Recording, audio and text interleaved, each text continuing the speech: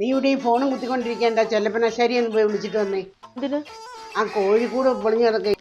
ആ ശരി ശരി. ഓ വളരെ ഉപകാരം മോളെ. എന്തിന്?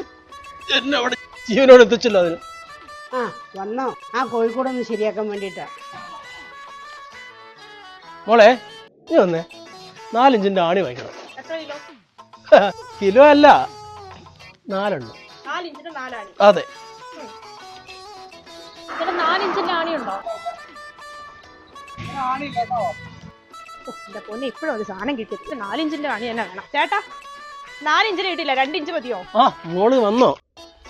ആ 2 ഇഞ്ച് മതി.